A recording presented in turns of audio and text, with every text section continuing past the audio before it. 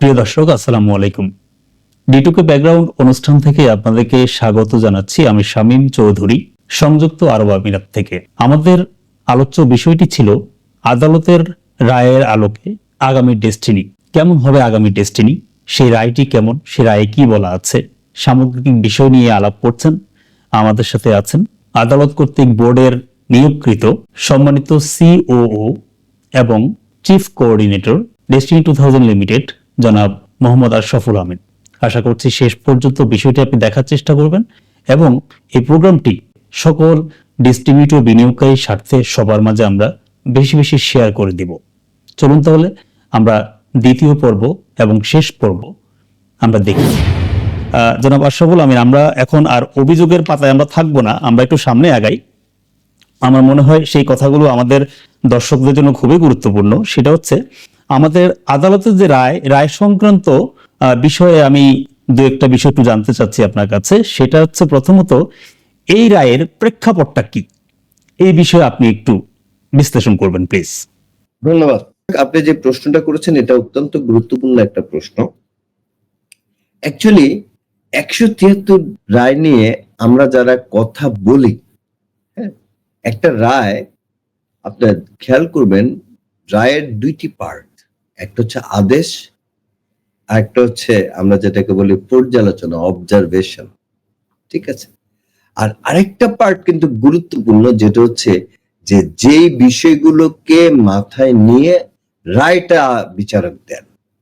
হ্যাঁ, তাহলে এখানে তিনটি বিষয় আপনাকে ফাইন্ড আউট করতে হবে। প্রথমত হচ্ছে যে রায়ের ক্ষেত্রে বিচারক কোন কোন বিষয়কে কনসিডার করেছেন, বিবেচনায় নিয়েছেন। এক, তিনি কি রায় দিয়েছেন এবং তিনি পর্যবেক্ষণে কি বলেছেন। এই তিনটি জিনিসকে যখন আমরা মিলাবো তখন আমরা একটা রায়ের প্রকৃত বিষয়টা কিন্তু আমরা কি বুঝতে পারবো। তারা আসেন, আমি আপনাকে এই রায় সংক্রান্ত বিষয়ে আমি আপনাকে একটু তথ্য দেই। পূর্ণাঙ্গ তথ্য তো আমার পক্ষে দেওয়া সম্ভব না, যেহেতু আমি আইনজীবী না। তারপরেও মানে কমন সেন্স এবং জেনারেল সেন্স থেকে যেটা বলা হয়, যতটুকু বলতে পারি সেটা আমি আপনাকে বলতে পারি যে বাংলাদেশ সুপ্রিম কোর্টের হাইকোর্ট বিভাগ 2022 সালের কোম্পানি ম্যাটার মামলা নম্বর 173 ধারা, কোম্পানি আইন 194 এর ধারা 81(2) তৎসহ 85(3) এবং 396, এখানে বাদী এবং বিবাদী হচ্ছে বাদী হচ্ছে বিপ্লব বিকাশশীল, আমাদের পক্ষে আমাদের শেয়ার হোল্ডার, তিনি করেছেন বনাম ডেস্টিনি 2000 লিমিটেড অন্যান্য প্রতিপক্ষ। এইভাবে একটা আলোচনা হয়েছে, যেখানে আমাদের বক্তব্য ছিল যে ডেস্টিনির কার্যক্রম পরিচালনার জন্য আমাদের একটা বোর্ড দরকার, আমরা এই জিনিসটা চাই। আচ্ছা, আমাদের আবেদনের বাংলা কপিটা আমি আপনাকে সরবরাহ করব, ইংলিশ কপিটা আমি আপনাকে সরবরাহ করব। বাংলা কপিটা আমি আপনাকে সামনে যেহেতু তুলে ধরছি, কারণ বাংলায় আলোচনাটা করলে এখানে সকলের জন্য কি হবে, সুবিধা হবে। সেখানে 7 নম্বর মানে 7 পাতার হচ্ছে এই রায়টা, এই 7 পাতার রায়ে 4 নম্বর পাতার একবারে লাস্ট কলামে যে জায়গা থেকে আলোচনাটা শুরু হয়েছে, আমি সেই জায়গাটা আপনাকে একেবারে হুবহু পড়ে শোনাতে চাই। এটি সংশ্লিষ্ট সকলের অবগত হোক যে যদি এটি ইতিমধ্যে জানা না থাকে, মানে যাদের এই জিনিসটা জানা নাই তাদেরকে জানতে বলছেন, একটি কোম্পানি একজন আইনানুগ ব্যক্তি, মানে তার একটা সেপারেট আইডেন্টিফিকেশন আছে, যার একটি স্বাধীন আইনি পরিচয় আছে এবং কোম্পানির পরিচালকদের বিশেষ সামাজিক, শারীরিক, মানসিক, আর্থিক অবস্থা সহ বা অবস্থাগুলি নির্বিশেষে এটিকে সাধারণত তার ব্যবসা চালিয়ে যাওয়ার অনুমতি দেওয়া উচিত। অর্থাৎ যখন কোনো কোম্পানির পরিচালনা পর্ষদের, খেয়াল করবেন, যখন কোনো কোম্পানির পরিচালনা পর্ষদের একজন সদস্য বা কয়েকজন সদস্য মৃত বা পলাতক বা কারাগারে বন্দী অবস্থা অথবা অসুস্থতার কারণে দীর্ঘদিন কাজ করতে না পারলে বা অন্য কিছু কারণে পরিচালনা পর্ষদের সদস্যের অভাব হলে কোম্পানির বোর্ড সভাগুলি বা এজিএম না করার জন্য এর গুরুত্বপূর্ণ ব্যবস্থাপনা কর্মকর্তাদের দীর্ঘ অনুপস্থিতির কারণে একটি কোম্পানির ব্যবসা বন্ধ হওয়া উচিত নয়। That is the considering issue. যে আদালতের বিচারক বলছেন যে এক বা একাধিক ব্যক্তি, একাধিক পরিচালক অসুস্থ, অনুপস্থিতি, কারাগারে আছেন, এটার জন্য একটা কোম্পানির ব্যবসা বন্ধ হওয়া কিনা উচিত না। আচ্ছা, উচিত নয়। এই পরিস্থিতিতে কোম্পানি যে সমস্যার সম্মুখীন হচ্ছে তার সমাধানের জন্য কোম্পানি আদালত, আবারও বলছি, এই পরিস্থিতিতে কোম্পানি যে সমস্যার সম্মুখীন হচ্ছে তার সমাধানের জন্য কোম্পানি আদালত হয় স্বপ্রণোদিত হয়ে, মানে সোমোটো রুল যেটাকে আমরা বলি, অথবা একজন যোগ্য ব্যক্তি দ্বারা আবেদনের উপর, অর্থাৎ একজন পরিচালক যার ভোটাধিকার আছে, আবেদনের উপর প্রয়োজনীয় আদেশগুলি এবং নির্দেশনাগুলি জারি করিতে বাধিত থাকে। তার মানে কি বলছে, যে কোনো একটা কোম্পানি কয়েকজন পরিচালকের অনুপস্থিতি, সেটা হতে পারে তারা পলাতক, হতে পারে কারাবন্দী, হতে পারে অসুস্থ, হতে পারে দীর্ঘদিন তারা আসছেন না, এই কারণে একটা প্রতিষ্ঠানের ব্যবসা বন্ধ হওয়া উচিত না। সেই ক্ষেত্রে যদি কোনো শেয়ার হোল্ডার যার ভোট দেওয়ার অধিকার আছে তিনি আবেদন করতে পারেন, অথবা আদালত স্বপ্রণোদিত হয়ে এই সমস্যার সমাধানে একটা পদক্ষেপ গ্রহণ করতে পারে। এরপরে পরের প্যারাটায় বলছে, যখন একটি কোম্পানি ব্যাংক থেকে ঋণ নিয়ে বা অথবা সাধারণ মানুষের কাছ থেকে আমানত নিয়ে ব্যবসা চালায় এবং অবশেষে পরিচালনা পর্ষদের যে কোনো বা সকল সদস্য অপরাধের জন্য রাষ্ট্র কর্তৃক কারাগারে পাঠানো হয়, তখন শুধুমাত্র পরিচালনা পর্ষদের পর্যাপ্ত সংখ্যক সদস্য না থাকার কারণে, এর বোর্ড মিটিং বা এজিএম করতে না পারার কারণে অবশিষ্ট সদস্য বা পরিচালকদের নিয়ন্ত্রণের বাইরে এই ধরনের কোম্পানির ব্যবসাকে স্থবির করা উচিত নয়। মানে ধরেন আমার বোর্ডের 11 জন আছে, 11 জনের বিরুদ্ধে মামলা হয়েছে, তারা সবাই পলাতক হয়ে গেছে, বাট আরো তো 38 জন শেয়ার হোল্ডার আছে, তাদের কারণে একটা কোম্পানির এজিএম হবে না, একটা কোম্পানির ব্যবসা হবে না, এটা উচিত না। কে বলছে? আদালত, মহামান্য বিচারক কনসিডারেশনে এনেছেন। আচ্ছা, একজন পরিচালক, তিনি হোক একজন স্বাধীন শেয়ার হোল্ডার বা পরিচালক বা কোম্পানি একজন ব্যবস্থাপনা কর্মকর্তা, তার অপকর্মের জন্য কারাগারে নিক্ষিপ্ত হতে পারেন, কিন্তু এর ফলে একটি কোম্পানি অন্যান্য শ্রেণীর স্টেক হোল্ডার যেমন বিনিয়োগকারী, পাওনাদার, কর্মচারী, যোগানদাতা, জমির মালিক ইত্যাদি ক্ষতিগ্রস্ত হওয়া উচিত নয়। তার মানে আপনারা এখানে আমাদের মালিক পক্ষের 2-4 জন অপরাধ করেছে, তারা কারাগারে আছে, এই জন্য অবশিষ্টরা এটার জন্য সাফারার হতে কি পারে না। আদালত বলছে কিন্তু কথাগুলো, এটা কিন্তু আমাদের উকিল বলছে না, এটা বিচারক বলছে। উচিত না। এই নিরপরাধ স্টেক হোল্ডারদের ব্যবসা বন্ধ করে মানসিক যন্ত্রণা এবং আর্থিক যন্ত্রণা থেকে রেহাই দেওয়া উচিত। তাদেরকে, এই কর্মচারী, শেয়ার হোল্ডার, বিনিয়োগকারী, কর্মসংস্থান প্রত্যাশী, এদেরকে যতক্ষণ না এটা অনিবার্য হয়ে ওঠে, এর ফলে উল্লেখিত কোম্পানিটি বন্ধ করা একেবারে প্রয়োজনীয় না হয়ে পড়ে। যদি এমন হয় যে কোম্পানিটা বন্ধ করা ছাড়া আর কোনো কি নাই, উপায় নাই, বাট ডেস্টিনির ক্ষেত্রে কোম্পানি বন্ধ হওয়ার কোনো কারণ নাই, এটা আমি একটু পরে ব্যাখ্যা করব। এটি পরিচালকদের অপরাধ যা একটি কোম্পানিকে প্রতারক কোম্পানিতে পরিণত করে। স্বাভাবিক অর্থে যেটা আমরা মনে করি আর কি, কোম্পানি একজন স্বাভাবিক ব্যক্তি না হয়ে অন্যায় করতে অক্ষম, কারণ কোম্পানি কখনো অন্যায় করতে পারে না। অন্যায় করে কে? ব্যক্তি। কোম্পানি অন্যায় করে, রাইট। উল্লেখিত পর্যবেক্ষণের পিছনে যুক্তি হলো যে, খেয়াল করেন, অবজারভেশন যেটা আমি আপনাকে বলেছি, উল্লেখিত পর্যবেক্ষণের পেছনে যুক্তি হলো যে এটি কোম্পানিকে চলমান ব্যবসায়িক প্রতিষ্ঠান হিসেবে চালু রাখলে শুধুমাত্র এর শেয়ার বাজারে বিক্রয়যোগ্য হয়ে ওঠে না, বরং সকল শেয়ার হোল্ডারদের স্বার্থ ও অটুট থাকে।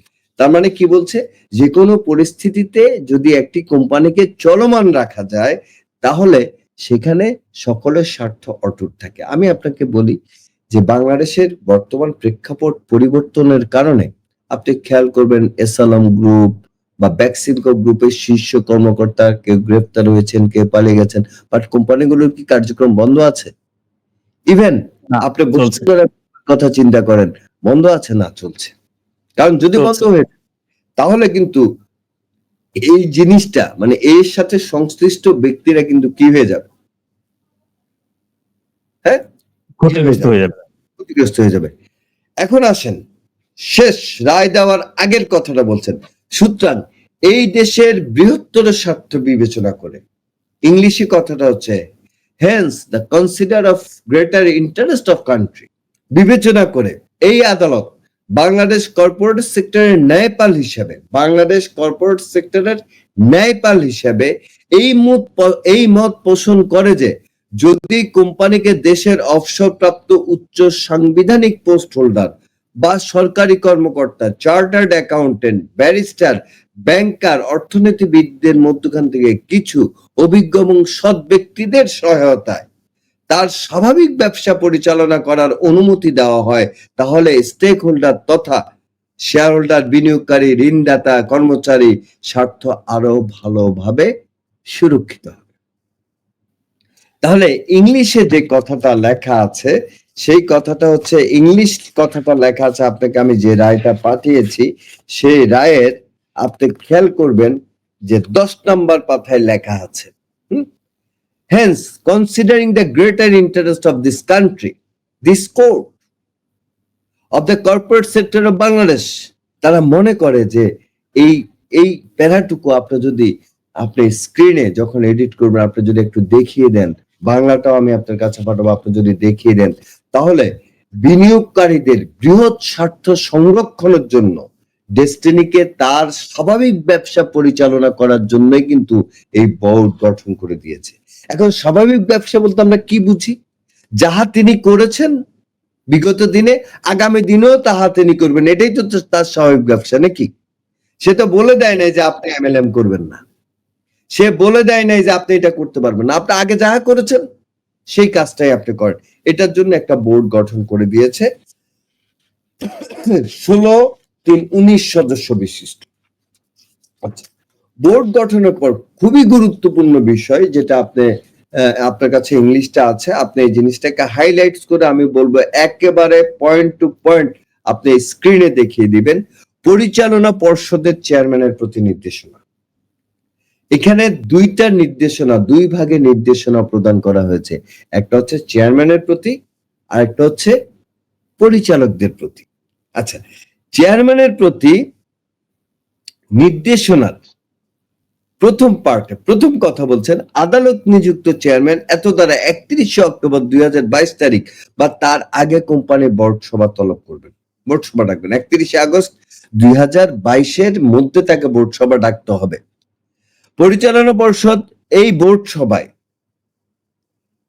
কি বলছে, গুরুত্বপূর্ণ একটা কথা বলছে, হ্যাঁ, যেখানে বোর্ড কোম্পানির বর্তমান ব্যবস্থাপনা পরিচালক সিইও কে বহাল রাখা বা নতুন একজন ব্যবস্থাপনা পরিচালক সিইও নিয়োগ করার কথা বিবেচনা করবেন যদি তারা এটাকে উপযুক্ত মনে করেন।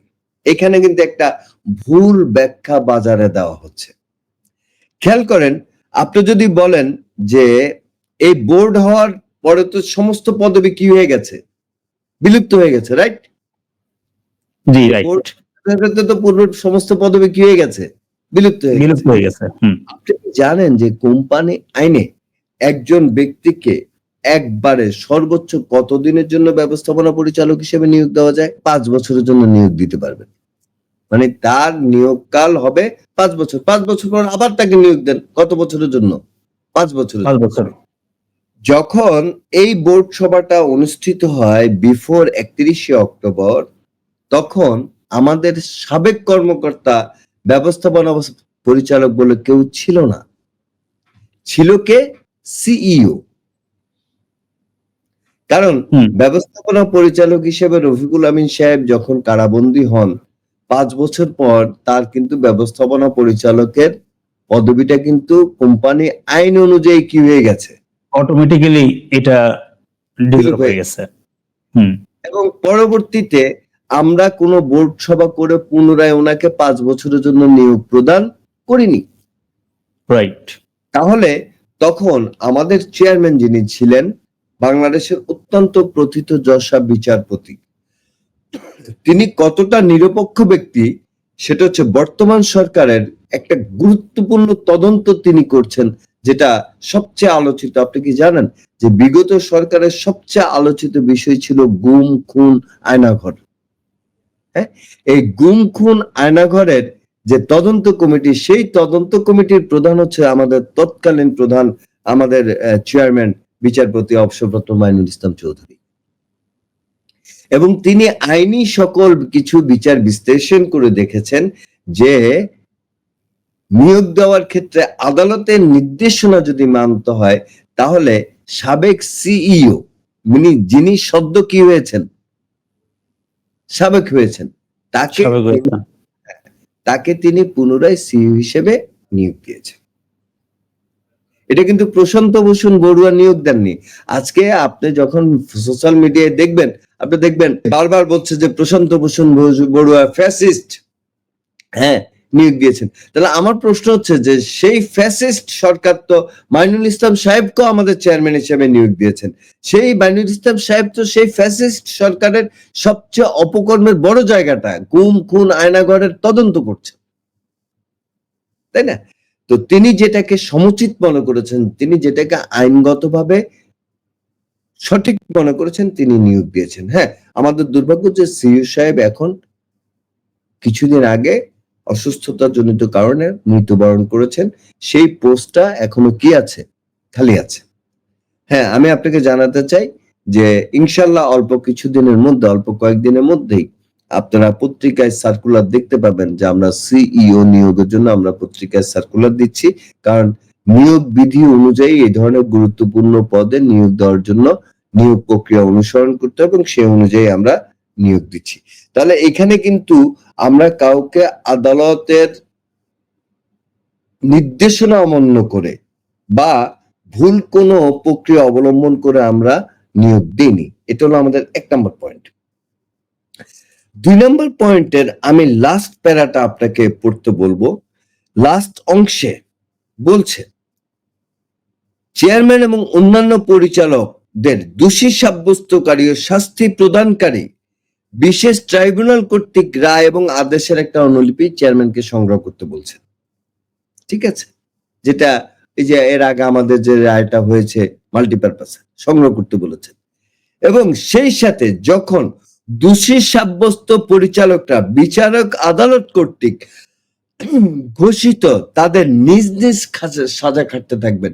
খেয়াল করেন আমার কথাটা, নোট নেন, এটা 7 নম্বর পাতার 6 নম্বর পেজে আছে। কি বলছে? সেই সাথে যখন দোষী সাব্যস্ত পরিচালকরা বিচারিক আদালত কর্তৃক ঘোষিত তাদের নিজ নিজ সাজা খাটতে থাকবেন, তখন কোম্পানি একটি পৃথক আইনানুগ ব্যক্তি হিসেবে কোনো ব্যক্তি এবং রাষ্ট্রীয় কর্মকর্তা দ্বারা সৃষ্ট ঝামেলা ছাড়াই তার ব্যবসা চালিয়ে যেতে। তাহলে কি বলছেন? যখন বিচারিক আদালত কর্তৃক যারা সাজাপ্রাপ্ত হয়েছেন তারা যখন সাজা খাটতে থাকবেন, চেয়ারম্যান তখন একটি আলাদা আইনানুগ ব্যক্তি হিসাবে কোন ব্যক্তি, সেটা হতে পারে বোর্ড ডিরেক্টর, সেটা হতে পারে রাষ্ট্রের কোনো কর্মকর্তা, সেটা হতে পারে কোনো শেয়ার হোল্ডার, সেটা হতে পারে কোনো স্টেক হোল্ডার, কোনো ব্যক্তি এবং রাষ্ট্রের কোনো কর্মকর্তা দ্বারা, আমাদের যে রাষ্ট্রের স্টেট ফাংশনারি আছে তারাও এই ব্যবসা পরিচালনায় কোনো বাধা সৃষ্টি করতে পারবে না। কেন? বিকজ অফ রায়টা দিয়েছেন the greater interest of country, রাষ্ট্রের বৃহত্তর স্বার্থ বিবেচনা করে আদালত এই রায়টা দিয়েছেন এবং আদালত মনে করছেন যে এই ব্যবসা পরিচালনার মাধ্যমে এই প্রতিষ্ঠান সংশ্লিষ্ট ব্যক্তিদের স্বার্থ সংরক্ষণ করা সম্ভব। জানেন, আমি যখন রায়ের এই অংশটা পড়েছি, বুঝেছি, অনেক আইনজীবীর সাথে আলোচনা করেছি, তখন আমার কাছে মনে হয়েছে এই রায় দেওয়ার পর আমি নিজেকে বাংলাদেশী নাগরিক মনে করতে পেরেছি। এখন বলবেন কেন আশরাফ ভাই আপনি এর আগে পারেননি? তার কারণ হচ্ছে যে আমি যে দেশের একজন নাগরিক, রাষ্ট্র আমার কষ্টটা কখনো উপলব্ধি করেনি, এবং এই রায়টা দেওয়ার পর আমার কাছে ভালো লেগেছে। এই যে আমরা ৪৫ লক্ষ মানুষ হঠাৎ করে কর্মহীন হয়েছি, আজকে রাষ্ট্র বুঝতে পেরেছে যে এই ৪৫ লক্ষ মানুষের কর্মসংস্থানটা ফিরিয়ে দেওয়া উচিত, এবং সেটা ফিরিয়ে দিতে পারে কিসের মাধ্যমে? প্রতিষ্ঠানটাকে চালু রাখার মাধ্যমে। এরপরে অনেকগুলো দ্বিতীয় পর্যায়ে আসছে পরিচালকদের প্রতি নির্দেশনা। পরিচালকদের প্রতি নির্দেশনায় অনেকগুলো নির্দেশনা এখানে আসছে। আমি প্রত্যেকটা নির্দেশনা আপনাকে এই মুহূর্তে সময় স্বল্পতার জন্য পড়ে শোনাতে চাই না। আমি এই নির্দেশনাগুলোর ৫ নাম্বার পয়েন্টটা শুধু আপনাকে হাইলাইটস করতে চাই। ৫ নাম্বার পয়েন্টে বিচারক বলছেন সকল পরিচালক এবং ব্যবস্থাপনা পরিচালককে,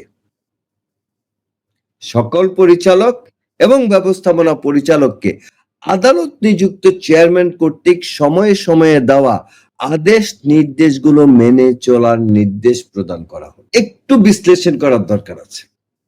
দেখেন, আমাদের প্রত্যেকটা ডিরেক্টরকে, যারা কোর্ট অ্যাপয়েন্টেড, তাদেরকে বিচারক বলে দিয়েছেন যে আপনাদেরকে চেয়ারম্যান কর্তৃক যে আদেশগুলো ডে বাই ডে প্রতিদিন তিনি দিবেন, সেই নির্দেশগুলো আপনাকে কি করতে হবে? মেনে চলতে হবে।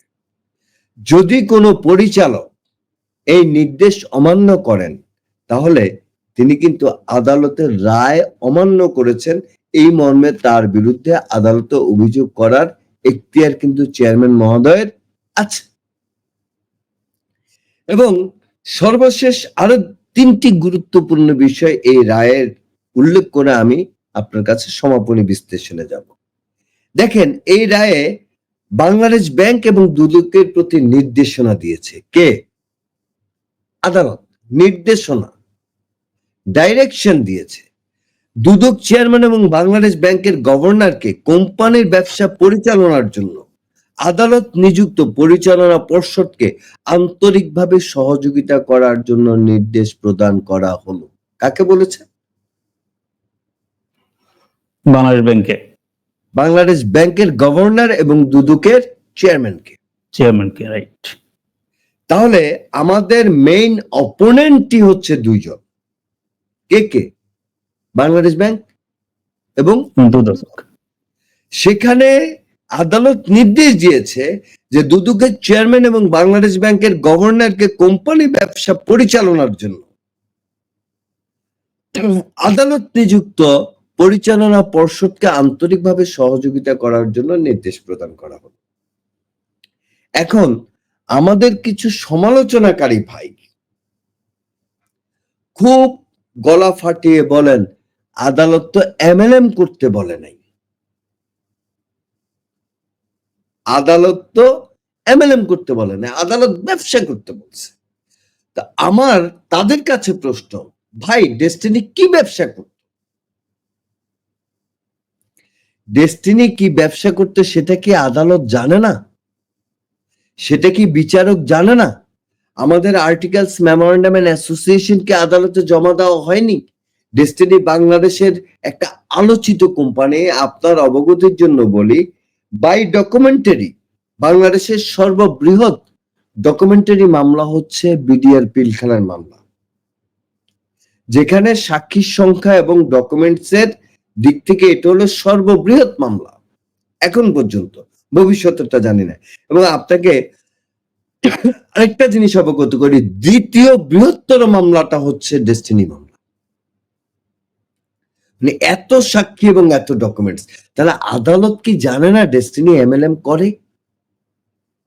তাহলে যখন বিচারক বলছেন যে ব্যবসা করার জন্য নির্দেশ দেওয়া হলো, সেখানে কোন জায়গাটায় বিচারক বলেছেন যে আপনি এমএলএম করতে পারবেন না? আজকে এই প্রশ্নটা নিয়ে অনেক ঘুরপাক করা হচ্ছে, অনেক কথা বলা হচ্ছে যে না ডেস্টিনি এমএলএম করতে পারবে না। আমাকে আদালত বলতেছে আপনি ব্যবসা করেন, দুদককে বলে দিয়েছে ব্যবসা করার পারমিশন মানে সহযোগিতা করতে, বাংলাদেশ ব্যাংককে বলে দিয়েছে ব্যবসা করার সহযোগিতা করতে, তাহলে সেটা কোন ব্যবসা? আমি তো ভাই এমএলএম করি। আপনার চোখের ডাক্তার কোনো একজন রোগী আপনার বিরুদ্ধে অভিযোগ করেছে, করার পর আদালতে গিয়েছেন, আপনি প্রতিকারে আদালত বলেছে না এখন থেকে আপনি রোগী দেখতে পারবেন, তাহলে আপনি কোন রোগী দেখবেন ভাই শামীম ভাই? অবশ্য চোখের রোগী। নাকি আপনি হার্টের রোগী দেখবেন? না না, আমি তো এই বিষয়ে না, স্বীকৃত না। আমি তো এখন স্বীকৃত চোখের ডাক্তার। কেউ যদি বলে শামীমকে তো আদালত চোখের রোগী দেখতে বলে নাই, তাহলে তার সাথে তর্ক করে সময় নষ্ট করার মতো সময় আমি আশরাফুল আমিনের নাই। জাস্ট আমি আপনাকে এতটুকু বললাম। পাশাপাশি দেখেন আরজেএসসি যারা বিজনেসের নিয়ম কানুন গুলোকে কি করে, কন্ট্রোল করে, তাদের প্রতি একটা নির্দেশনা দিয়েছে। কি নির্দেশনা দিয়েছে? ডেস্টিনি 2000 লিমিটেড এবং বৈশাখী টেলিভিশন সহ সকল সহযোগী প্রতিষ্ঠানগুলো, মানে ডেস্টিনির সকল সহযোগী প্রতিষ্ঠানগুলোর উল্লেখিত বোর্ড মিটিং এবং এজিএম এর ক্ষেত্রে যৌথ মূলধনী ফার্ম সমূহের নিবন্ধকের সেই অনুযায়ী সমস্ত ফাইলিং এবং সমস্ত রিটার্ন গ্রহণ করার জন্য নির্দেশ দেওয়া গেল। আবার বলছি, কি দেওয়া গেল? নির্দেশ ডিরেক্টলি। দেখেন, আবার স্মরণ করিয়ে দেই, এই নির্দেশটা দিয়েছেন যিনি, তিনি নির্দেশ দেওয়ার আগে তিনি বলছেন তার ক্ষমতা সম্পর্কে, তিনি বলছেন তার জুরিডিকশন সম্পর্কে বলছেন। সুতরাং দেশের বৃহত্তর স্বার্থ বিবেচনা করে এই আদালত বাংলাদেশ কর্পোরেট সেক্টরের ন্যায়পাল হিসাবে এই মত পোষণ করে। তাহলে বাংলাদেশ কর্পোরেট সেক্টরের ন্যায়পাল হিসেবে যেই মতামত তিনি দিয়েছেন, যেই নির্দেশ তিনি দিয়েছেন, যে রায় তিনি দিয়েছেন, সে রায় নিয়ে কোনো ব্যক্তি যখন সমালোচনা করে সেটা আদালত অবমাননার শামিল। এবং এই রায় বাস্তবায়নে কোনো ব্যক্তি বা কোনো সরকারি প্রতিষ্ঠান বা কোনো কর্মকর্তা যদি কোনো বাধা সৃষ্টি করে সেটা আদালত অবমাননার শামিল। আপনি যদি এই রায়টাকে ভালো মতো পড়েন এবং লাইন বাই লাইন যদি আপনি দেখিয়ে দেন, আপনি সেই জিনিসটা দেখতে পাবেন। তাহলে এই হচ্ছে রায়। তাহলে এই রায়টার সামারিটা হচ্ছে, যদি আপনি আমাকে এক কথায় বলেন আমি এক কথায় উত্তরে বলবো, এই রায়ের সামারি হচ্ছে আদালত মনে করেছে কোন ব্যক্তি বিশেষের অপরাধের জন্য ৪৫ লক্ষ মানুষের এই প্রতিষ্ঠান বন্ধ থাকা উচিত নয়।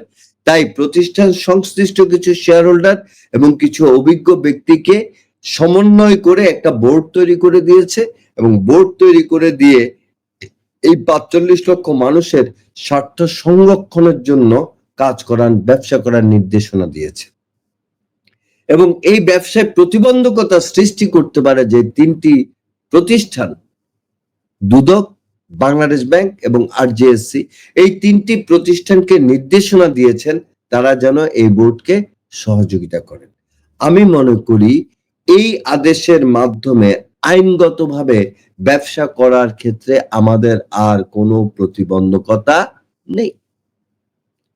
এখন আপনি প্রশ্ন করতে পারেন যে ভাই আপনারা 2022 সালে এই আদেশ পেয়েছেন, তাহলে কেন এই 25 সাল পর্যন্ত এই আদেশ বাস্তবায়নের জন্য আপনারা এগিয়ে আসেননি? আমি যদি খুব সরলভাবে আপনাকে উত্তরটা দেই, প্রতিটি কাজ করার জন্য অর্থের প্রয়োজন ছিল। প্রতিটি আদেশ বাস্তবায়ন করার জন্য কিসের প্রয়োজন ছিল? অর্থের প্রয়োজন ছিল। ট্রেড লাইসেন্স করার জন্য অর্থের প্রয়োজন ছিল, অফিস পরিচালনার জন্য অর্থের প্রয়োজন ছিল, ইলেকট্রিসিটি বিল দেওয়ার জন্য অর্থের প্রয়োজন ছিল। এই অর্থের সংস্থান হয়নি বিধায় এই ৪৫ লক্ষ মানুষের প্রাণের প্রতিষ্ঠান ডেস্টিনি 2000 লিমিটেডের কার্যক্রম পরিচালিত হয়নি। সর্বশেষ আমি আপনাকে বলি যে এই ব্যবসা শুরু করার জন্য আমাদেরকে বেশ কিছু নিয়ম মেনে কাজ করতে হয়েছে।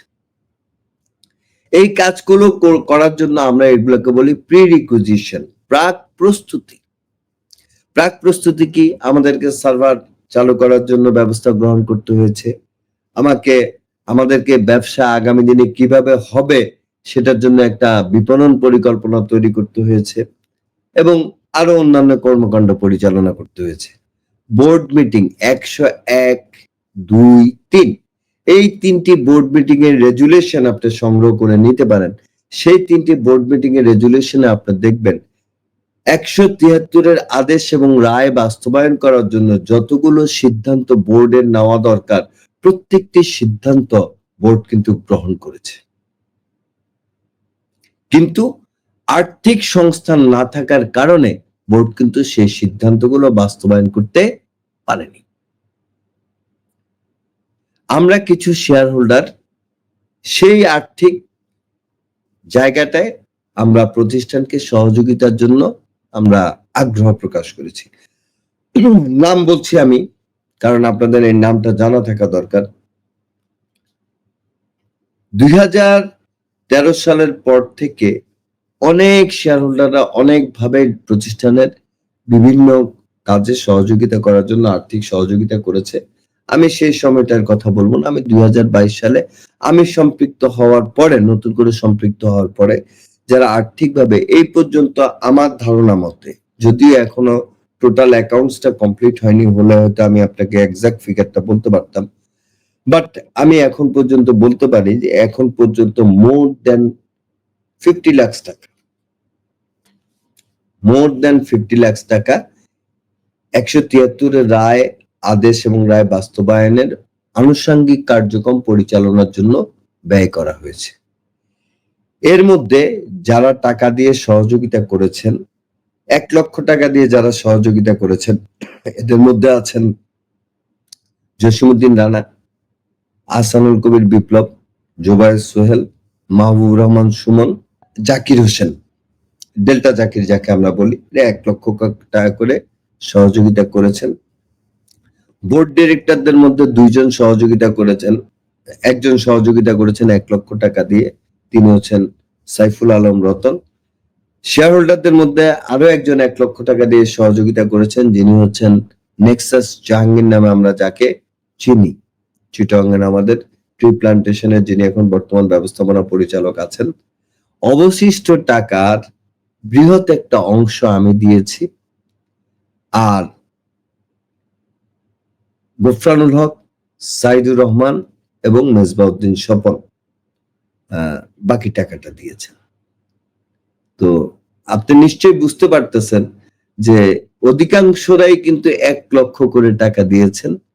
এবং সর্বশেষ আমি বোর্ড মিটিং এ লিখিতভাবে, আমি প্রয়োজনে আপনার কাছে আমার সেই বিনিয়োগ প্রস্তাবনাটাও আমি প্রেরণ করতে পারবো, যে আমি লাস্ট বোর্ড মিটিং এ বোর্ডকে আমি বলেছি যে আমি প্রয়োজনে প্রতিষ্ঠানের, আমি চেয়ারম্যানকে জিজ্ঞাসা করেছিলাম যে আপনার প্রতিষ্ঠানকে একেবারে সচল করতে কত টাকা লাগবে, উনি বলছে 1 কোটি টাকা লাগবে। আমি বলছি আমি আপনাকে 1 কোটি টাকা দিব। কোথা থেকে পাবো, উনি বলছে বৈধ উৎস থেকে দিতে হবে। আমি বলছি ইনশাআল্লাহ আশরাফুল আমিনের সেই বৈধ উৎসটা আছে, এবং সেই আঙ্গিকে, সেই কমিটমেন্টে, উইদাউট এনি এগ্রিমেন্ট আমি কিন্তু এখনো টাকা দিচ্ছি। এবং এই টাকাগুলো কি কাজে ব্যয় হয়েছে? এই টাকাগুলো কর্মচারী বেতন দেওয়া হয়েছে, এই টাকাগুলো দিয়ে আপিল করা হয়েছে, এই টাকাগুলো দিয়ে আইটি চুক্তি করা হয়েছে, এবং আনুষঙ্গিক যে কর্মকাণ্ডগুলো আছে সেই কর্মকাণ্ডগুলো পরিচালনা করছে। এখন একটা প্রশ্ন আপনার মাধ্যমে আমি করতে চাই, সেটা হচ্ছে যেই সকল শেয়ার হোল্ডার বা যেই সকল কর্তা ব্যক্তি বা যেই সকল মহামানবগণ যারা নিজেদেরকে মহামানব বলেন, হ্যাঁ, তাদের কাছে একটা প্রশ্ন করতে পারেন যে 2022 সালে এই বোর্ড গঠিত হওয়ার পরে এই বোর্ডের কর্মকাণ্ডকে পরিচালনা করার জন্য তাদের আর্থিক কন্ট্রিবিউশনটা কি, এবং সেই উত্তর থেকে আপনি বুঝে যাবেন যে অ্যাকচুয়ালি তাদের কন্ট্রিবিউশনটা কি। There is no contribution. বরং ইতিমধ্যে এই প্রতিষ্ঠানের বিভিন্ন সম্পদ বিভিন্নভাবে, এটাকে কি শব্দ ব্যবহার করবো আমি জানি না, যে আজকাল সেই প্রতিষ্ঠান, এই সম্পদগুলো প্রতিষ্ঠানের নাই। যদি আপনি আমাকে বলেন কোন এরকম একটা প্রতিষ্ঠানই নাই, আপনি যদি আমাকে বলেন সেই প্রতিষ্ঠানটার নাম বলেন, আপনি নিশ্চয়ই ডেস্টিনি 2000 লিমিটেড এর ট্রেনার ছিলেন। আপনি গর্ব করে বলতেন যে আমাদের তেজগাঁও একটা প্রিন্টিং প্রেস আছে, যে প্রিন্টিং প্রেসটার নাম হচ্ছে ডেস্টিনি পিউকি প্রিন্টিং প্রেস আর কি। সেই পিউকি প্রিন্টিং প্রেসটা আজকে কোনো অস্তিত্বই নেই। সেই প্রিন্টিং প্রেসটা চলমান প্রেস ছিল। সেখানে আজকে আপনি সেই প্রেসের একটা যন্ত্রাংশ আপনি খুঁজে পাবেন না। এটা হাওয়া হয়ে গেছে। রাতের অন্ধকারে আলাউদ্দিনের চেরাগ দিয়ে, বা আমরা ওই যে একজন বিখ্যাত ম্যাজিশিয়ানের নাম শুনেছি না, যিনি টোটাল ডেভিড কভারফিল্ড, যে টোটাল বগি হাওয়া করে ফেলেছেন, ঠিক এরকম হাওয়া হয়ে গেছে। এবং আপনি আরেকটা জিনিস জানেন যে আমাদের আরেকটা প্রিন্টিং প্রেস ছিল যেখান থেকে দৈনিক ডেস্টিনি ছাপা হতো, আমাদের গুপিবাগে আরেকটা প্রিন্টিং প্রেস ছিল। হ্যাঁ, সেই প্রিন্টিং প্রেসে সেই বিল্ডিং এ গেলেও আপনি একটা স্ক্রু খুঁজে পাবেন না। হ্যাঁ, তাহলে এরকম ভাবে ডেস্টিনির অনেক সম্পদ ইতিমধ্যে কি হয়ে গেছে, লোপাট হয়ে গেছে। তবে হ্যাঁ, মজার বিষয় হচ্ছে যে এই বোর্ড এই সকল সম্পদ কোথায় গেছে, কিভাবে গেছে, এই জিনিসগুলো খুঁজে বের করার জন্য ইতিমধ্যে চেয়ারম্যান আমাকে নির্দেশ দিয়েছেন।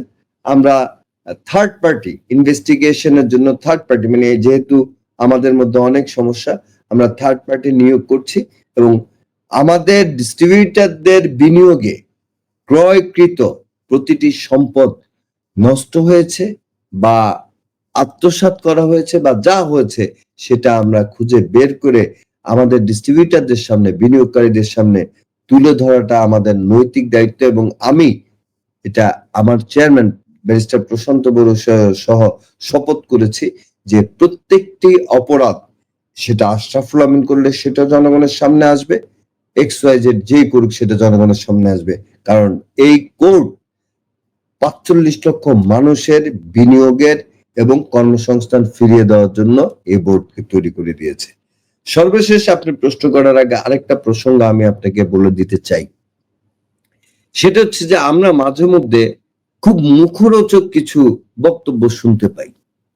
সেটা হচ্ছে যে অমুককে দায়িত্ব দিলে বিনিয়োগের টাকা ফেরত দেওয়া যাবে, অমুককে দায়িত্ব দিলে বিনিয়োগের টাকা ফেরত দেওয়া যাবে।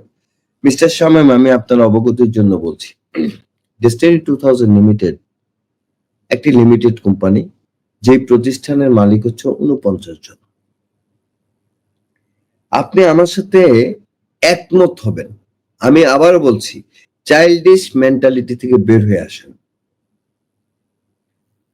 আইনগত দিকটা বিবেচনা করেন।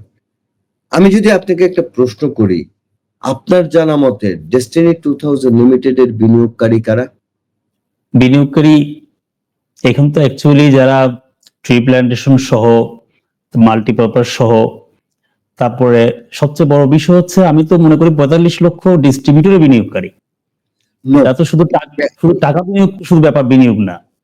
আমি আপনাকে বলি, বিনিয়োগ যখন আপনি বিজনেস ক্যালকুলেশনে আসবেন, সেখানে বিনিয়োগকারী বলতে ডেস্টিনি 2000 লিমিটেড এর 49 জন মালিককে বোঝায়। এটা জেনারেলি ট্রেডিশনাল সিস্টেমে এটা বোঝাবে, এটা বুঝে। এবং আইনগতভাবে ডেস্টিনির যদি কোনো সম্পদ অবসায়নে যায় এবং সেটা যদি বিক্রির কিছু টাকা থাকে, শেয়ার অনুপাতে এরাই পাবে। রাইট। তাহলে আমাদের যে বিনিয়োগকারীর বিনিয়োগ দুই ভাগে বিভক্ত। একটা হচ্ছে আর্থিক বিনিয়োগ, আর একটা হচ্ছে শ্রম এবং মেধার বিনিয়োগ। রাইট। শ্রম, সময় এবং মেধার বিনিয়োগ আছে 45 লক্ষ মানুষের কোন প্রতিষ্ঠানে? ডেস্টিনিতে অনলি। রাইট। তাহলে এই ডেস্টিনি 2000 লিমিটেড চালুর মাধ্যমে আপনি কোন জিনিসটা ফিরিয়ে দিতে পারবেন?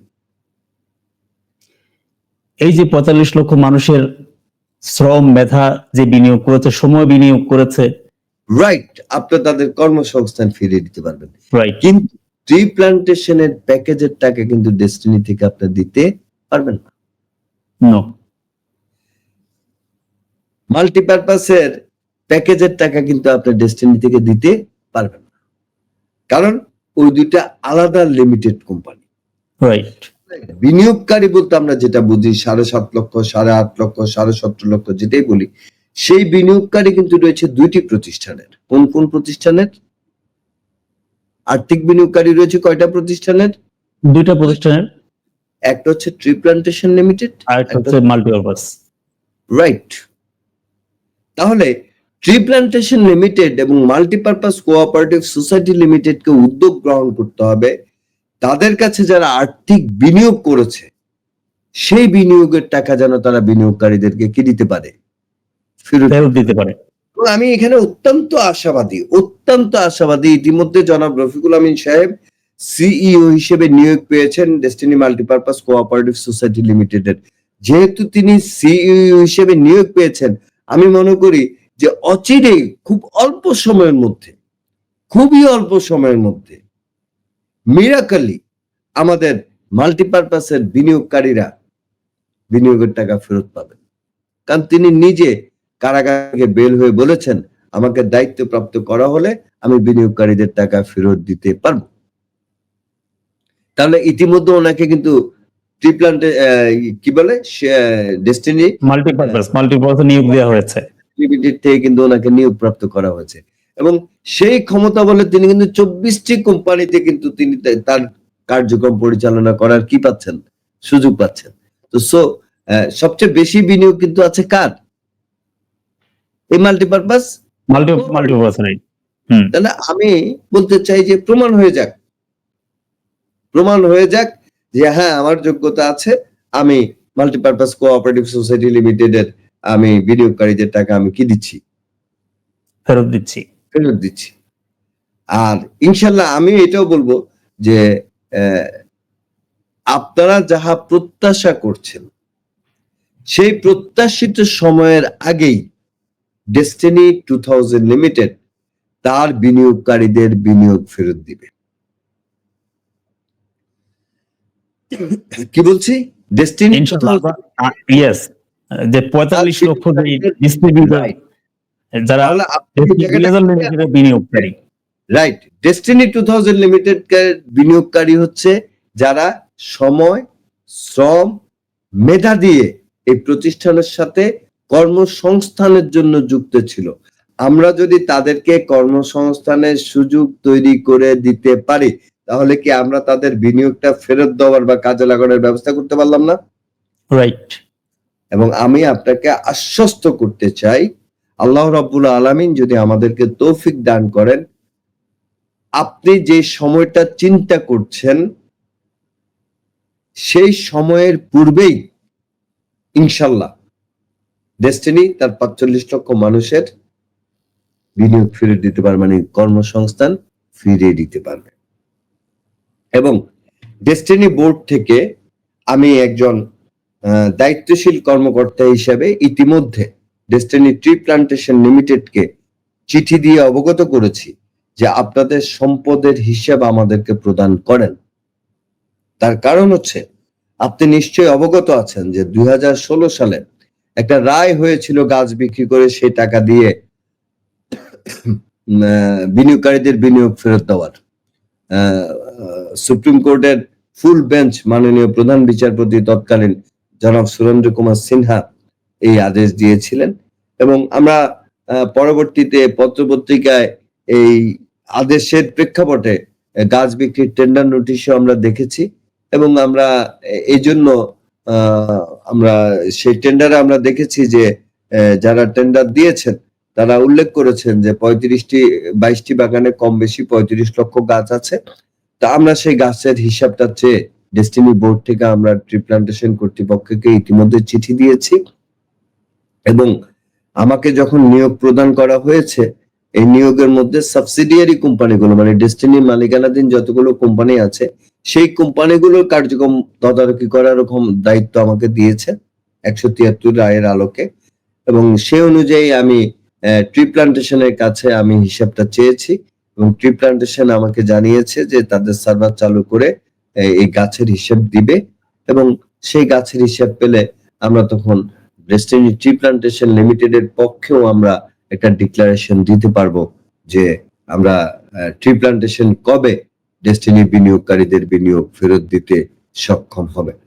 তো সর্বোপরি আমি আপনাকে একটি কথা বলতে চাই যে ডেস্টিনি 2000 লিমিটেড এবং ডেস্টিনি গ্রুপ, যদিও গ্রুপ কনসেপ্ট বাংলাদেশের কোম্পানি আইনেও অনুমোদিত নয়, তারপর আমি একটা জিনিস আপনাকে বলতে চাই, সেটা হচ্ছে যে ডেস্টিনি 2000 লিমিটেড এবং এর সহযোগী প্রতিষ্ঠান সমূহের যে পরিমাণ ল্যান্ড অ্যান্ড প্রপার্টি রয়েছে, আর এই প্রতিষ্ঠান যে পরিমাণ দায় তৈরি করেছে, আপনি কি জানেন বা আপনাদের কি কোনো আইডিয়া আছে যে অ্যাকচুয়ালি আমরা কত টাকা দায় তৈরি করেছি?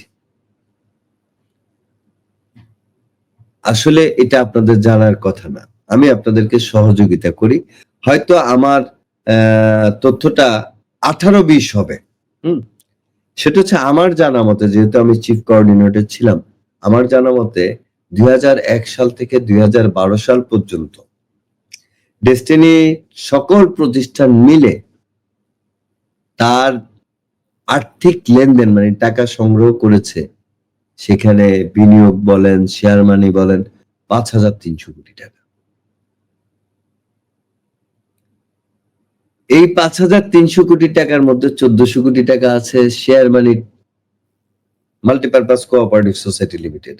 তো শেয়ার মানি তার ফেরত হয় না, হয় 21 কোটি টাকা আছে শেয়ার মানি কার? Destiny 2000 limited. তাহলে আপনি ধরে নেন 1,400 কোটি টাকাই ধরেন, তাহলে 5,300 মধ্যে 1,400 কোটি টাকা, 1,900 কোটি টাকার মতো আমরা কমিশন দিয়েছি। আপনি সর্বশেষ দেখবেন যে আমাদের রিটার্নেবল বিনিয়োগ হচ্ছে অ্যাকচুয়ালি 2300 থেকে 2500 কোটি টাকা। রিটার্নেবল বিনিয়োগ মানে বুঝতে পেরেছেন? যেটা আমাদেরকে ফেরত দিতে হবে। বিনিয়োগ করেছি, প্যাকেজ কিনেছি, 2 বছর 6 বছরের দ্বিগুণ দিব, 2.5 গুণ দিব, এরকম আমার ছিল। আমার ধারণা মতে 2300 থেকে 2500 কোটি টাকা। আচ্ছা, এটা যদি দ্বিগুণে ফেরত দেই তাহলে 5,000 কোটি টাকা। এবং আমি কিছুদিন আগে যখন আমি ব্যবস্থাপনা সমন্বয়কের দায়িত্ব পালন করি, আমি তখন একটা সম্পদের মানে মামলা সংক্রান্ত কাজের সম্পদের তালিকা আমি দেখেছি, এবং সেটার ল্যান্ড ভ্যালু এবং এটাকে যদি আমরা প্রজেক্ট আকারে আমরা যদি প্রজেক্ট করি, ডেভেলপমেন্ট করি, তাহলে স্ট্রাকচারাল ভ্যালু দেখেছি যে এটার স্ট্রাকচারাল ভ্যালু হতে পারে 1500 থেকে 15,000 থেকে 20,000 কোটি টাকার মধ্যে। আর আমাদের দায় যদি আপনি বলেন 2,500 কোটি টাকা বাইরা 3 গুণ হয়েছে, তাহলে কত হতে পারে? 7,000। 3 গুণ হলো তো 7,000 সামথিং হবে আর কি। হ্যাঁ, আর যদি আপনি বলেন যে 5 গুণ, আসলে 5 গুণের কোন প্রজেক্ট আমাদের ছিল না, আমাদের 2.5 গুণই ছিল বেশি। তো আমি বলছি যে আমাদের যা সম্পদ আছে, যদি প্রতিটি বোর্ড, প্রতিটি প্রতিষ্ঠানের কর্মকর্তারা সচেতনতার সাথে, সততার সাথে, সৎ উদ্দেশ্য নিয়ে দায়িত্ব পালন করেন, তাহলে আগামী 1 বছরের মধ্যে দায় ফেরতের, বিনিয়োগ ফেরতের রূপরেখা অবশ্যই প্রকাশ করা সম্ভব হবে।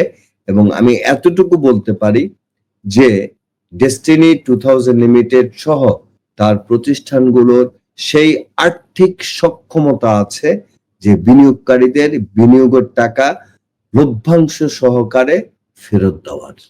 এবং আমি আশাবাদ ব্যক্ত করতে চাই আমার আলোচনার শেষ প্রান্তে, মহামান্য আদালত যেহেতু এই বোর্ড তৈরি করে দিয়েছেন, আমরা স্টেপ বাই স্টেপ আমরা অডিটর নিয়োগের নিয়োগপত্র দিয়েছি, সার্কুলার দিয়েছি, সিইও নিয়োগের সার্কুলার দিব, জেনারেল অডিটের সার্কুলার দিব, কর্মকর্তা কর্মচারী নিয়োগের সার্কুলার দিব, এবং আমরা আদালতের প্রত্যেকটা আদেশ আমরা এখন থেকে চিন্তা করেছি যে আমরা পত্রিকায় আমরা বিজ্ঞপ্তি আকারে কি করব, প্রকাশ করব, যেন এটা নিয়ে জনমনে কোনো বিভ্রান্তি কেউ তৈরি করতে না পারে। সর্বশেষ যে কথাটি বলে আমি আমার এই আলোচনাটুকু শেষ করব, সেটা হচ্ছে যে কোনো কাজে সফলতা অর্জনের জন্য সমালোচনা নয়, আলোচনা দরকার। বিরোধিতা নয়, টিম ওয়ার্ক দরকার। দেখেন, ডেস্টিনির স্লোগান হচ্ছে together we build our dream. এই স্লোগান থেকে যে বা যিনি বের হয়ে যাবেন, আমি মনে করি তিনি ডেস্টিনির নীতি আদর্শ থেকে বের হয়ে গেছেন। একজন মুসলমান হিসেবে যদি আমি কালেমাকে অস্বীকার করি তাহলে আমার আর ঈমান থাকে না। ঠিক তদ্রুপ ডেস্টিনির যেই পর্যায়ের ব্যক্তি হোক না কেন, তিনি যদি together we build our dream এই স্লোগান থেকে বের হয়ে যান, আমি মনে করি ডেস্টিনির প্রতি তার আর কোনো ঈমান নাই, তার আর কোনো নৈতিক অবস্থান নেই। সো আমি সবাইকে আহ্বান করব যে আমাদের প্রত্যেকটা মানুষকে মৃত্যুবরণ করতে হবে, আমাদেরকে পরকালে হিসাব দিতে হবে। ভুল ত্রুটি মানুষই করে, ভুল ত্রুটি মানুষেরই হয়। আসুন আমরা এই ৪৫ লক্ষ বিনিয়োগকারীর কর্মসংস্থান ফিরিয়ে দেওয়ার জন্য আমরা ডেস্টিনির কার্যক্রমকে আদালতের নির্দেশনা অনুযায়ী আমরা পরিচালনার জন্য হাতে হাত কাঁধে কাঁধ রেখে কাজ শুরু করি, এবং যে সকল বিনিয়োগকারীগণ ট্রি প্লান্টেশন এবং মাল্টিপারপাস কোঅপারেটিভ সোসাইটি লিমিটেডে বিনিয়োগ করেছেন, তাদের বিনিয়োগের সুরক্ষা এবং বিনিয়োগ ফেরতের জন্য যেই পদক্ষেপগুলো নেওয়া দরকার, আমরা সম্মিলিতভাবে সেই পদক্ষেপগুলো নিয়ে ডেস্টিনিকে আগামী দিনে আমরা কলঙ্ক মুক্ত করি এবং আমাদের যে সামাজিক সম্মানটা নষ্ট হয়েছে আমরা সেই সম্মানটা আমরা ফিরিয়ে আনি।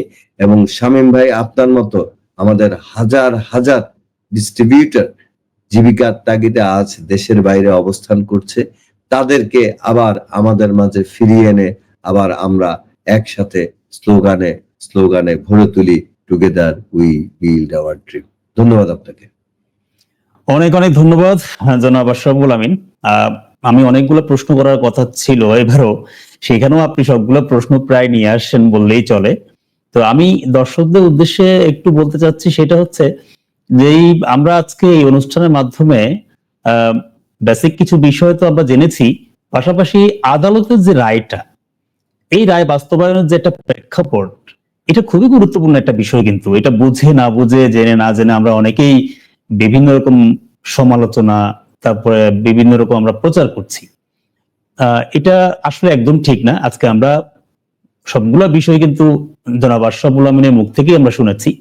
তো আমি যতটুকু দেখেছি যে আশরাফুল আমিন যখন থেকে দায়িত্বে ছিলেন বা দায়িত্ব পালন করছেন, সেখানে দৃশ্যমান কিছু বাস্তবায়ন হচ্ছে। সেই বাস্তবায়নগুলোকে আমরা আলোচনা করার চেষ্টা করি, সেটা আমাদের স্বার্থে। আমি কিন্তু ব্যক্তি আশরাফুল আমিনের পক্ষে কোনো কথা বলছি না। আমি বলছি যিনি এখন সিও এবং চিফ কোঅর্ডিনেটর হিসেবে তিনি দায়িত্ব পালন করছেন, নিঃসন্দেহে ডেস্টিনি 2000 লিমিটেড এবং তার 45 লক্ষ ডিস্ট্রিবিউটরের স্বার্থেই সেই কাজগুলো যাবে। আমি সেই পক্ষ থেকে কথা বলছি। তো সেই ক্ষেত্রে আমাদের উচিত হবে, যিনি সত্যিকার ভাবে ডেস্টিনি 2000 লিমিটেড এবং তার 45 লক্ষ মানুষ এর পক্ষে কাজ করবেন, আমরা তার পক্ষে থাকবো, তাকে সহযোগিতা করবার জন্য। কার স্বার্থে? আমাদের স্বার্থে। এটা হচ্ছে আমাদের মূল কথা। আমি আশরাফুল আমিন এর কাছে এখন প্রশ্ন করতে চাই, জনাব আশরাফুল আমিন, আপনি সংক্ষেপে শুধু একটু বলবেন এই রায়ের দ্বারা যে ব্যবসা করার ক্ষেত্রে, ডেস্টিনি 2000 লিমিটেডের ব্যবসা করার ক্ষেত্রে কি কি সুবিধা সৃষ্টি হয়েছে, শুধুমাত্র আপনি সংক্ষেপে, আজকে আমাদের শেষ প্রশ্ন, এটা একটু বলবেন। ধন্যবাদ। প্রথমত হচ্ছে যে আমাদের 3টি জায়গায় এমবার্গো ছিল। এমবার্গো বলতে প্রতিবন্ধকতা ছিল। একটা হলো বাংলাদেশ ব্যাংক, আমাদের ব্যাংক অ্যাকাউন্ট জব্দ করে রেখেছিল। এসএসসি মানে দুর্নীতি দমন কমিশন আমাদের উপর নানা ধরনের অপবাদ, অপব্যাখ্যা, অপকর্ম করে আসছিল, অপতদন্ত বলবো আমি এটাকে।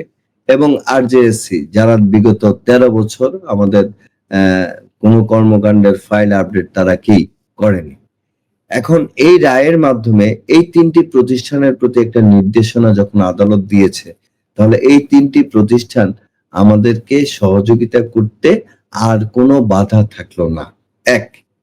দ্বিতীয়ত হচ্ছে, যেহেতু এখানে চেয়ারম্যানকে বলে দিয়েছেন যে যখন অভিযুক্তরা সাজা খাটতে থাকবেন, তখন আপনি পৃথক একটি আইনানুগ ব্যক্তি হিসেবে কোনো ব্যক্তি বা রাষ্ট্রের বাধা ছাড়াই আপনি আপনার ব্যবসা চালিয়ে যেতে পারবেন। তার মানে এই ব্যবসাটা পরিচালনার ক্ষেত্রে আমাদের আর কোনো বাধা নেই। প্রশ্ন অনেকে বলেন যে আমাদের এমএলএম এর লাইসেন্স নাই। ওকে, ফাইন।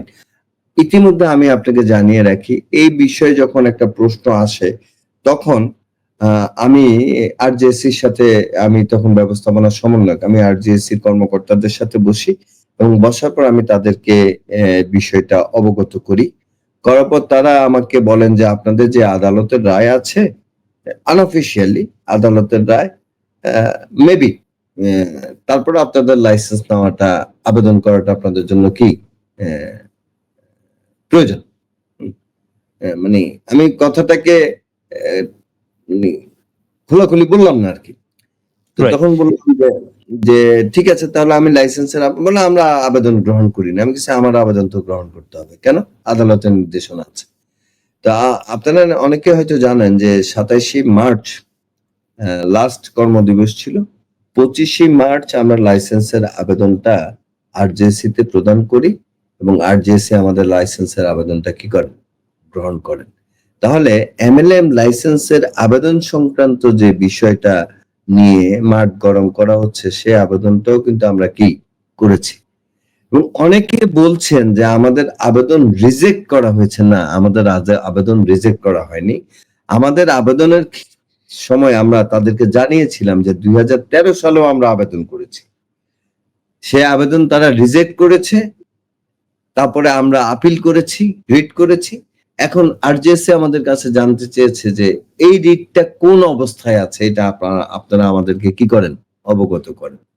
তাহলে আমরা এই রিটটাকে এখনো শুনানি করাইনি, কারণ বিগত 14 বছর, এটা আসলে খুব কষ্টদায়ক ব্যাপার যে 2014 সালে একটা রিট করেছিলাম আমরা লাইসেন্সের জন্য। রিট নাম্বার হচ্ছে 9779। বিগত 10 বছরে এই প্রতিষ্ঠানের রথী মহারথী যারাই ছিলেন, এই রিটটা শুনানি করার উদ্যোগ তারা কখনোই গ্রহণ করেননি। এই রিটটা এখনো শুনানির জন্য কি আছে? অপেক্ষমান আছে।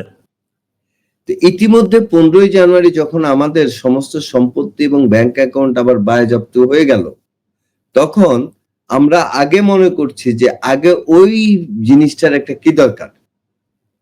সমাধান দরকার। তা আমরা ওই রায়টার বিরুদ্ধে আপিল করেছি। সেই আপিলের রায়টা হওয়ার পরে যদি আমরা আমাদের সম্পদ এবং ব্যাংক অ্যাকাউন্ট গুলো আমাদের পক্ষে আবার ফেরত পাই, অবশ্যই আমরা সেই রিটের শুনানি করে আরজেএসি তে জমা দিলে আমার বিশ্বাস এই যে লাইসেন্স লাগবে, মানে লাইসেন্স লাগবে না এটা আমি বলছি না, কিন্তু আদালত যে আদেশটা দিয়েছে সেই আদেশ দিয়ে কিন্তু ব্যবসা করা যায়। কারণ আপনি জানেন বাংলাদেশে যতগুলো এমএলএম কোম্পানি ব্যবসা করছে কারোই কিন্তু কি নেই? লাইসেন্স নাই। সবাই কিন্তু আদালতের আদেশ দিয়েই ব্যবসা করছে। তো সেই আদেশটা কিন্তু আমাদের কি আছে।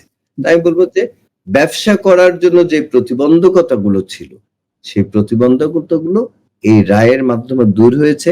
বিনিয়োগকারীদের বিনিয়োগ ফেরতের ব্যাপারে এই রায়ে কিন্তু বারবার বলা হয়েছে যে বিনিয়োগ ফেরতের রূপরেখা প্রদান করতে হবে। তার মানে বিভিন্ন প্রতিষ্ঠানে যারা দায়িত্বপ্রাপ্ত আছেন, মানে বিশেষ করে এই রায় দ্বারা আদালত থেকে যারা দায়িত্বপ্রাপ্ত হয়েছেন, তাদেরকে কিন্তু বিনিয়োগকারীদের বিনিয়োগ ফেরতের রূপরেখা প্রদান করতে হবে, যেটা বিনিয়োগকারীদের জন্য একটা সুসংবাদ। সর্বোপরি আমি মনে করি যে এই রায়ের মাধ্যমে দীর্ঘ 12 বছরের যে অন্ধকার যুগ ছিল, সেই অন্ধকার যুগের অবসান হয়েছে। এখন সূর্যোদয়, আর অল্প কয়েকটা দিন পরেই আমাদের কর্মঘণ্টা শুরু হবে ইনশাল্লাহ। অনেক অনেক ধন্যবাদ জনাব আশরাফুল আমিন। প্রিয় দর্শক, বিশেষ করে ডেস্টিনি 2000 লিমিটেডের সকল ডিস্ট্রিবিউটর বৃন্দ, আজকে আমরা এই দীর্ঘ আলোচনার মাধ্যমে আমরা কিন্তু অনেকগুলো আশার কথা শুনেছি এবং সেই আশার কথাগুলো কিন্তু রাষ্ট্রই আমাদেরকে দিয়েছে। রাষ্ট্রের পক্ষ থেকে কিন্তু আমরা সেই আশার বাণীগুলো পাচ্ছি, যেটা আজকে আশরাফুল আমিনের মুখ থেকে বের হচ্ছে। শুধু বিষয়টা কিন্তু এরকম, এমন নয় যে ব্যক্তি আশরাফুল আমিন আমাদেরকে কথাগুলো বলছেন।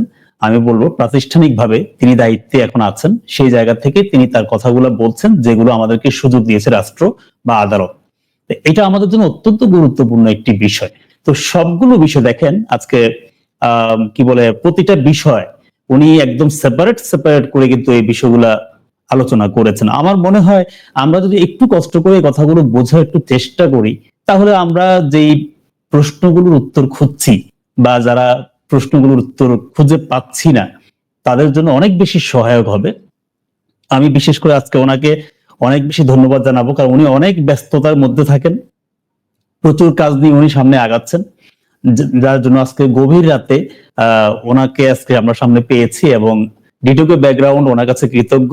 ইনশাল্লাহ আমার বিশ্বাস এভাবে মাঝে মাঝে উনি অবশ্যই, উনি যেহেতু এখন দায়িত্বে আছেন ডেস্টিনিকে সামনে এগিয়ে নেওয়ার জন্য, সেই জায়গা থেকে আমি বলবো তিনি মাঝে মাঝে আমাদেরকে একটু সময় দিবেন, অল্প অল্প করে আমরা সেই মেসেজগুলো জানবো যে কোম্পানি কতটুকু সামনে এগোচ্ছে, কতটুকু আসলো, বা আমরা কতটুকু আমাদের কোম্পানিকে পাওয়ার নিশ্চয়তা পাচ্ছি, সেই বিষয়গুলো আরো ক্লিয়ার হয়ে যাবে ইনশাল্লাহ। ধন্যবাদ। হ্যাঁ, আসলে সাহেব ভাই, আমি আপনাকে অনেক বেশি ধন্যবাদ জ্ঞাপন করছি, আপনার প্রতি কৃতজ্ঞতা প্রকাশ করছি যে আপনি আমাকে সুযোগ দিয়েছেন স্পেসিফিক, কারণ আমি আসলে অপ্রাসঙ্গিক বিষয়ে বিতর্কে লিপ্ত হতে চাই না, যেহেতু বিষয়টা আমার প্রাতিষ্ঠানিক বিষয় এবং এটা আমার জুরিডিকশনের মধ্যে পড়ে। তো এই বিষয়গুলো সম্পর্কে কথা বলার সুযোগ তৈরি করে দিয়েছেন, এজন্য আমি কৃতজ্ঞতা প্রকাশ করছি। কারণ আমার এই বক্তব্যগুলোর মাধ্যমে সারা বাংলাদেশের ৪৫ লক্ষ ডিস্ট্রিবিউটর, দেশের বাইরের সবাই এই ডেস্টিনির বর্তমান অবস্থা সম্পর্কে জানতে পারছে।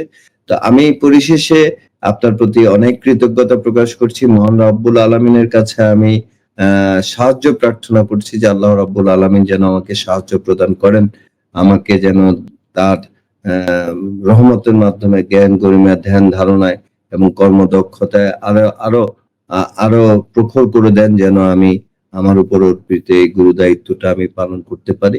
এবং সর্বশেষ যে কথাটি বলে আমি শেষ করব একটা আহ্বান জানিয়ে, সেটা হচ্ছে যে ডেস্টিনি আমাদের প্রিয় কোম্পানি, প্রাণের কোম্পানি। আমরা একসময় বলতাম যে আমাদের রক্তের গ্রুপ হচ্ছে ডেস্টিনি গ্রুপ। তো বহুদিন যদিও ডেস্টিনির উপার্জন থেকে আহার করি না, কিন্তু রক্তের গ্রুপটা এখনো কিন্তু চেঞ্জ হয়নি, এখনো রক্তের গ্রুপটা ডেস্টিনি আছে। মনে প্রাণে ডেস্টিনিকেই ধারণ করি, মনে প্রাণে ডেস্টিনিকে নিয়েই স্বপ্ন দেখি। ডেস্টিনির কলঙ্ক মুক্ত হোক, এই বিষয়টা জন্য লড়াই করছি।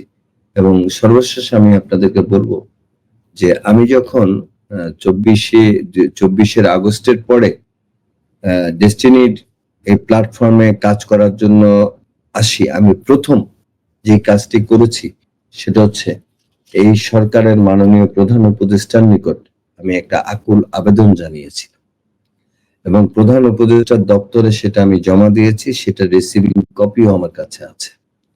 তো আমার সেই আবেদনে কারোর প্রতি কোনো প্রতিহিংসার কোনো বাক্য আমি ব্যবহার করিনি। আমি শুধুমাত্র আমাদের ন্যায্য অধিকারটুকু, আমাদের চাওয়াটুকু উপস্থাপন করেছি। তো আজও শামীম ভাইয়ের এই অনুষ্ঠানের মাধ্যমে দেশ বিদেশে অবস্থানরত সকল ডেস্টিনি প্রেমী মানুষদেরকে আবারও একই কথা বলবো, সমাজের বিভিন্ন স্তরের মানুষ, social media, electronics media, print media, সকল মিডিয়ার এবং সুশীল সমাজের সবাইকে একই কথা বলবো যে ডেস্টিনি কোনো অপরাধ করেনি। বাংলাদেশের বেকারত্ব দূরীকরণে আধুনিক বিপণন পদ্ধতির মাধ্যমে কর্মসংস্থান সৃষ্টির জন্য ডেস্টিনি ব্যাপক ভূমিকা পালন করেছে। হ্যাঁ, আমাদের কর্ম প্রক্রিয়ায় হয়তো ত্রুটি বিচ্যুতি থাকতে পারে, যেহেতু 2013 সালের আগে কোনো আইন ছিল না। 2013 সালের পর প্রণীত আইন অনুযায়ী ডেস্টিনি আগামী দিনে ব্যবসা করতে বদ্ধপরিকর, এবং সেই অনুযায়ী ডেস্টিনি এগিয়ে যাচ্ছে। এবং আমাদের আদালত নিযুক্ত বোর্ড তথা বোর্ড চেয়ারম্যান, ইন্ডিপেন্ডেন্ট ডিরেক্টর জনাব ইকবাল জামান মুশফিক আনাম সাহেব এবং আমাদের শেয়ার হোল্ডিং 13 জন ডিরেক্টর অক্লান্ত পরিশ্রম করছেন। সেই সাথে ডেস্টিনি 2000 লিমিটেডের পিএইচডি ফোরাম, এক্সিকিউটিভ ফোরামের বেশ কিছু নিবেদিত প্রাণ কর্মী, যারা দীর্ঘদিন যাবত, আমি 2022-এ এসেছি, আমি জানি তারা 2022-এর আগ থেকে তারা এই প্রতিষ্ঠানের জন্য নিবেদিত হয়ে কাজ করছে। সকলের ঐক্যবদ্ধ প্রচেষ্টায় আমাদের ডেস্টিনি আবার আমাদের মাঝে ফিরে আসবে। যারা সবাই সুস্থ থাকুন, ভালো থাকুন। আপনাদের সাথে অবশ্যই অবশ্যই শামীম ভাইয়ের আহ্বানে আবারও কথা হবে। তবে আমি আপনাদেরকে বলবো যে আগামী দিনে যেদিনে আমি আপনাদেরকে আসি, আমি মানে আপনাদের সামনে আসব, কোনো প্রশ্নের উত্তর দেওয়ার জন্য আসবো না, কারণ ইতিমধ্যে প্রশ্নগুলোর উত্তর আপনারা পেয়ে যাবেন। শুধু সফলতার রাস্তায় আমরা কিভাবে অগ্রসর হব সেই দিক নির্দেশনা নিয়ে আপনাদের সামনে আমি হাজির হব ইনশাল্লাহ। আমার জন্য সবাই দোয়া করবেন, আল্লাহ যেন আমাকে সুস্থ রাখেন, আমাকে যেন হায়াত দান করেন, আপনাদের এই গুরু দায়িত্ব যেন আমি পালন করতে পারি। আমি আবারও বোর্ড চেয়ারম্যান জনাব প্রশান্ত ভূষণ বড়ুয়া এবং বোর্ডের অন্যান্য পরিচালকদের প্রতি এবং ডেস্টিনির এই আন্দোলন সংগ্রাম, ডেস্টিনিকে বাঁচিয়ে রাখার জন্য, পতাকাটাকে ধরে রাখার জন্য যারা সংগ্রাম করে যাচ্ছেন তাদের প্রতি কৃতজ্ঞতা প্রকাশ করে, ইতিমধ্যে যারা আমাদের ছেড়ে চলে গেছেন সেই সকল ডেস্টিনি পরিবারের ব্যক্তিদের পরিবারের প্রতি সহানুভূতি জানিয়ে এবং সেই সকল ব্যক্তিদের রুহের মাগফিরাত কামনা করে আমি আমার বক্তব্য এখানে শেষ করছি। ধন্যবাদ সবাইকে, ভালো থাকবেন। আসসালামু আলাইকুম। অনেক অনেক ধন্যবাদ জনাব আশরাফুল আমিন, আজকে আমাদেরকে সময় দিয়েছেন, আমরা অনেক বেশি কৃতজ্ঞ আপনার কাছে। সুপ্রিয় দর্শক, স্পেশাল দুটি পর্বের মাধ্যমে জনাব আশরাফুল আমিনের কাছ থেকে আমরা অনেকগুলো তথ্য ডিটুকে ব্যাকগ্রাউন্ড এই অনুষ্ঠানের মাধ্যমে আমরা আপনাদেরকে জানাতে পেরেছি। আমার বিশ্বাস এই প্রোগ্রামের এই তথ্যগুলো থেকে আপনারা অনেক বেশি উপকৃত হবেন এবং যে তথ্যগুলো আমাদের সবার জন্য অত্যন্ত গুরুত্বপূর্ণ। ইনশাল্লাহ আমরা সবাই চাই আমাদের মাঝে ডেস্টিনি 2000 লিমিটেড সগৌরবে ফিরে আসুক। Together we build our dream. আমরা আমাদের স্বপ্নকে একসাথে গড়তে চাই। সেই প্রত্যাশায় মহান আল্লাহর ইচ্ছা আমরা অনেক ভালো থাকব, সুস্থ থাকব এবং আমাদের মাঝে যিনি অনেক কষ্ট করে সময় দিয়েছেন জনাব আশরাফুল আমিন, ওনাকে অনেক বেশি শুভেচ্ছা, অভিনন্দন এবং কৃতজ্ঞতা প্রকাশ করে আমরা প্রোগ্রামটি শেষ করছি। আসসালামু আলাইকুম ওয়া রাহমাতুল্লাহ। আল্লাহ হাফেজ।